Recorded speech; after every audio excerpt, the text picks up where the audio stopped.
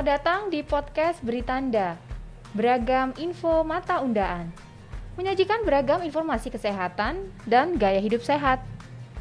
Bagi kanca sehat yang ingin mendengarkan audio file Beritanda, Anda dapat mendengarkan melalui Spotify. Kanca sehat bisa juga menyaksikan tayangan Beritanda di akun YouTube channel Rumah Sakit Mata Undaan. Nah, di episode podcast Beritanda kali ini, para moms ataupun bunda pasti senang sekali karena kita kedatangan narasumber, seorang dokter spesialis mata, pediatrik oftalmologi dan strabismus. Beliau menangani keluhan-keluhan pada mata, khususnya yang dialami oleh adik-adik kita yang masih usia dini. Dan topik yang akan kita bahas dengan beliau, seringkali kita jumpai di sekitar anak-anak kita loh kanca sehat. Kita akan banyak belajar bersama beliau, segala hal terkait mata juling. Penasaran kan? Jadi moms, cukup dari rumah saja, kita sudah bisa mendapatkan informasi yang bermanfaat ya. Selamat datang Dr. Irma Praminiarti, spesialis mata. Selamat datang, terima kasih sudah diundang di podcast Beritanda. Terima kasih ya kesediaannya dokter. Sama-sama. Nah, Dr. Irma ini kebetulan merupakan salah satu dokter favorit saya juga nih kanca sehat. Beliau selain cantik, pinter, beliau juga sangat sabar dan cekatan dalam menangani pasien-pasien kecil kita di Rumah Sakit Mata Undaan ini. Nah dok, kondisi mata juling atau yang dalam bahasa medis disebut strabismus itu seperti apa ya dok? Oke, kondisi mata juling, jadi juling atau bahasa awamnya itu juling, bahasa kedokterannya itu adalah strabismus atau bahasa Jawanya itu kita bisa katakan kero. Itu adalah kondisi di mana posisi kedua bola mata itu tidak sejajar. Jadi normalnya mata itu kan ada dua, jadi kalau memang mata kanan melihat lurus, mata kiri itu harus juga melihat lurus. Mata kanan melirik ke kanan, mata kiri juga akan melirik ke kanan. Untuk kondisi juling, pergerakan itu tidak sama. Jadi ada satu yang tertinggal. Jadi bisa jadi pada saat satunya lurus, satunya agak miring ke kanan, atau satunya miring ke kiri, satunya lurus. Nah, seperti itu. Kondisi seperti itu adalah juling. Jadi bisa dikatakan itu adalah kondisi juling atau strabismus begitu. Sebetulnya kenapa sih dok mata ini bisa mengalami kondisi yang seperti itu? Jadi tidak searah begitu ya? Sebenarnya sih secara umum penyebabnya itu ada dua ya. Jadi secara umum itu yang pertama adalah gangguan penglihatan binokuler. Apa sih penglihatan binokuler itu? Penglihatan binokuler itu adalah jadi gini, kita itu punya dua mata. Kedua mata ini sama-sama menerima rangsang, jadi baik cahaya, bayangan itu, dan kedua mata ini bayangan yang kita terima itu harus jatuh sama-sama di titik fovea untuk kemudian diterima disalurkan ke pusat penglihatan kita di otak. Nah, dua mata ini kan masing-masing membentuk satu-satu ya. Nah, akhirnya menjadi dua. Nah, itu diolah sedemikian rupa di pusat penglihatan kita untuk menjadikan satu penglihatan. Jadi kita melihat itu harus satu. Jadi meskipun dua mata yang bekerja, tapi hasil yang diterima itu satu. Itu namanya penglihatan binokuler. Jadi penglihatan binokuler itu adalah ya seperti itu. Jadi kita harus antara mata, jadi dibutuhkan kondisi mata kanan sama mata kiri yang harus sama sehatnya. Nah itu apabila salah satu mengalami gangguan, maka itu akan memberikan potensi untuk terjadinya strabismus ini, jadi terjadinya juling ini. Itu salah satu penyebab yang pertama. Untuk penyebab yang kedua itu adalah gangguan dari sistem persarafan dari otot-otot pergerakan bola matanya itu sendiri. Jadi biasanya sih ini sering beberapa anak-anak ada, tapi yang paling sering itu kita temui pada orang tua. Misalnya kasus-kasus sistemik seperti kencing manis kayak gitu, itu salah satu mengganggu persarafan dari pergerakan bola matanya. Jadi bisa jadi yang harusnya matanya bisa ngelirik ke kanan, akhirnya salah satunya nggak bisa, lumpuh satu kayak gitu. Nah itu bisa salah satu penyebab dari strabismus. Jadi ini adalah dua penyebab utama ya. Jadi kalau nanti dirinci lagi lebih banyak lagi gitu. Jadi tapi prinsip utamanya itu ada dua hal ini gitu. Oke.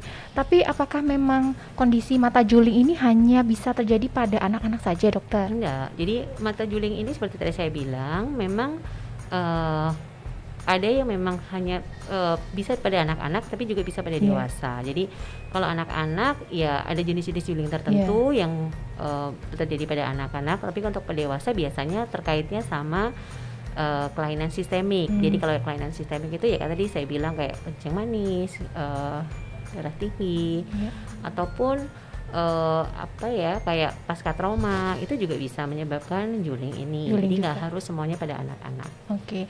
Nah, terkait mata juling ini juga dokter, apakah benar bahwa mata juling ini dikarenakan salah satunya adalah faktor genetika atau diturunkan dari riwayat keluarga, dokter? Iya, salah satu faktor resiko berdasarkan teori itu adalah memang faktor keturunan ya. Jadi bukan disebabkan, tapi dia salah satu faktor resikonya. Jadi makanya kalau memang ada kasus juling, biasanya kita akan tanya salah satunya apakah ada dalam keluarga itu riwayat keluarga dengan juling. Itu juga terkait dengan bisa jadi bukan karena julingnya murni, ataupun itu bisa terjadi juga akibat faktor keluarga itu apabila salah satunya itu terkait dengan kelainan refraksi yang minus tinggi. Salah satunya itu bisa juga. Jadi makanya kalau ada kasus juling kita harus tanya kira-kira dalam keluarga itu ada nggak. Dan biasanya sih gini, yang sering disalahartikan itu bukan harus keluarga langsung ya. Jadi kadang-kadang bukan harus bapak ibunya salah satu juling terus anaknya pasti juling. Oh tidak, kadang-kadang mungkin dari garis keturunannya saja. Jadi mungkin dari om tantenya atau eyangnya ada. Jadi memang tidak harus langsung. Jadi bisa seperti itu gitu. Oh baik, jadi mungkin salah satu faktor resikonya adalah adanya riwayat keluarga. Nah, selain riwayat keluarga itu tadi, adakah faktor lain yang dokter yang menjadi faktor resiko? Faktor resikonya ya salah satunya mungkin seperti yang kembali ke penyebab utama ya. Penyebab utama itu adalah kelainan kacamata, mungkin bisa. Jadi kelainan kacamata yang tidak terkoreksi dengan baik, mungkin ukuran kacamata yang besar, minus yang tidak terkoreksi dengan baik, itu juga berpotensi untuk menjadi juling. Ataupun ukuran kacamata yang tidak sama antara mata yang satu dan mata yang lain, itu juga potensi untuk menjadi juling. Terus biasanya sih mungkin adanya terjadinya katarak pada anak-anak yang tidak kita terdeteksi. Nah itu bisa jadi intinya adalah ya seperti tadi, dua hal utama itu adalah gangguan untuk penglihatan binokulernya, dan yang kedua adalah gangguan dalam proses persarafan pergerakan bola matanya. Jadi banyak sekali gitu. Banyak ya. Nah kalau dalam menangani pasien-pasien yang masih usia dini, anak-anak begitu ya dok ya, itu kan memang mereka kesulitan dalam menyampaikan apa yang menjadi keluhan mereka, khususnya di penglihatan begitu dokter. Kira-kira ada nggak ciri-ciri yang bisa kita lihat sebagai orang tua melihat buah hati kita itu sepertinya ada kecenderungan untuk mengalami permasalahan penglihatan begitu dokter? Jadi gini, ini kita ngomong julingnya atau tajam penglihatannya. Jadi gini, kalau memang tajam penglihatannya sebagai salah satu faktor resiko, mungkin bisa dilihat dari perubahan perilaku si anak ya. Jadi mungkin anak itu suka kalau nonton TV kan normalnya kita lurus atau dia baca gitu. Biasanya itu kan harusnya ada jarak baca ya. Nah, untuk anak-anak dengan gangguan penglihatan itu mereka biasanya ada kecenderungan ada perubahan posisi, atau dia maju kalau nonton, ataupun kalau baca itu dia deket banget. Terus atau suka micing-micing matanya gitu. Itu ya, dok, ya, atau suka miring-miring kalau ngeliat gitu. Terus kalau julingnya sendiri itu biasanya kalau dari bayi mungkin kita bisa ngelihat. Jadi gini, anak usia di bawah 4 bulan memang ada kecenderungan untuk wandering eye. Jadi wandering eye itu adalah matanya itu nggak sinkron, jadi suka ya mirip kayak orang juling, tapi itu hal normal kalau di bawah 4 bulan. Jadi memang karena belum terjadi maturitas dari penglihatannya. Jadi kesannya kayak juling, matanya kok suka keluar ya dok, suka lari-lari. Iya memang suka begitu. Kalau memang di bawah 4 bulan memang masih ada kecenderungan untuk begitu. Tapi di bawah 4 bulan itu kalau dia ada kecenderungan juling ke dalam ya itu memang harus kita waspadai. Mungkin memang ada kongenital untuk kelainan mata juling yang ke dalam. Nah, terus kadang-kadang matanya suka lari. Jadi kalau kita ngelihat aja anak kita tuh kalau dia lagi bengong nonton TV matanya lurus nggak? Kadang-kadang kelihatan. Kadang-kadang matanya suka lari sendiri gitu. Matanya suka lari sendiri. Ataupun tapi kalau nanti dia kembali lagi. Nah, kadang-kadang suka begitu. Jadi mungkin sebagai orang tua ya memang harus lebih awas ya sama anak-anak. Jadi mungkin lebih perhatian ya atas perubahan-perubahan yang dilakukan. Iya, mungkin betul. juga Jadi ya. supaya bisa tertangani lebih dini. Iya, siap. Nah, selanjutnya dokter, apakah memang kondisi mata juling tadi itu bisa sembuh dengan sendirinya, dokter? Kita lihat dulu penyebabnya apa ya. Jadi kalau memang penyebabnya itu karena memang faktor kelainan kacamata, mungkin ya kita harus koreksi dia dengan kelainan kacamata yang dibutuhkan. Oke.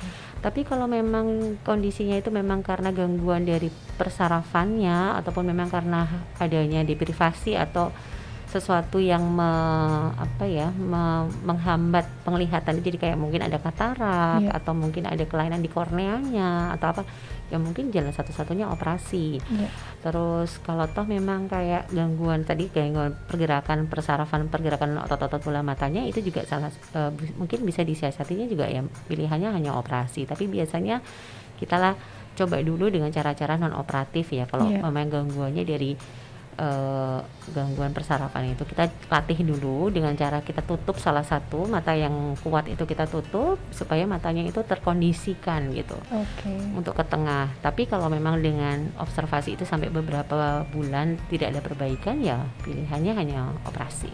Oke. Jadi itu salah satu bentuk terapinya ya, Dok ya. Jadi bisa dengan ditutup matanya begitu. Tapi tidak mungkin langsung sembuh dengan sendirinya, tuh tidak betul ya, Dok ya. Jadi itu kan juling itu kan seperti saya bilang, itu kan adalah suatu proses ya, proses gangguan proses kematangan dari proses penglihatan kita. Jadi tidak mungkin itu terselesaikan dengan cara instan. Jadi kita coba dengan perlahan, jadi diberikan perlakuan dulu. Nanti kalau dia sudah terbiasa, dia respon nggak gitu loh. Kalau memang dia tidak merespon, ya baru endingnya memang perlu atau tidak kita lakukan operasi. Iya. Dan langkah yang paling tepat tentunya harus konsultasikan ke dokter spesialis mata pediatrik ya, Dok ya, supaya dapat penanganan lebih cepat. Gitu ya, sebaiknya sih begitu. Ya. Nah, dokter, ini pertanyaan yang terakhir.